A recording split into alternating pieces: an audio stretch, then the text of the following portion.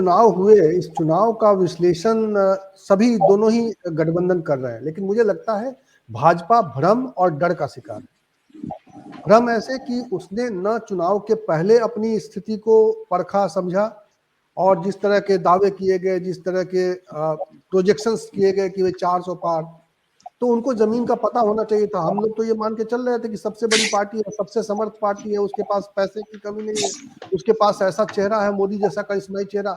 लेकिन जमीन पर हालत क्या थी?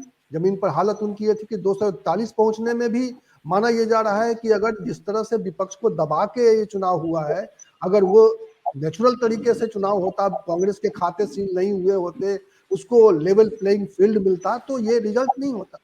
तो ये चुनाव के पहले की स्थिति थी जो भाजपा भ्रम में थी, और भाजपा अभी भी भ्रम में है।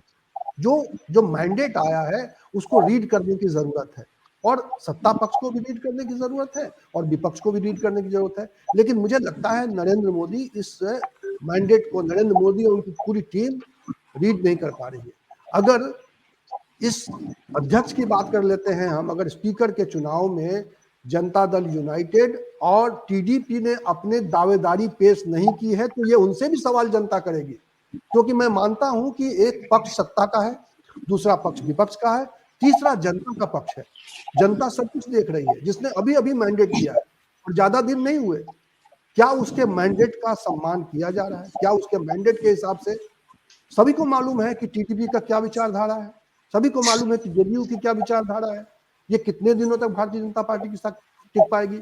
ये एक वो भी है, मतलब ये सबके सामने है कि इन दोनों दलों के साथ गठबंधन चुनाव के आखिरी वक्त पे हुए, जो स्थानीय स्तर पर जो शायद जो सर्वेज होंगे उसके आधार पर इन लोगों ने गठबंधन बनाया। तो जो जमीन से आवाज आ रही है उस आवाज को सुनने की कोशिश नहीं की जा रही है।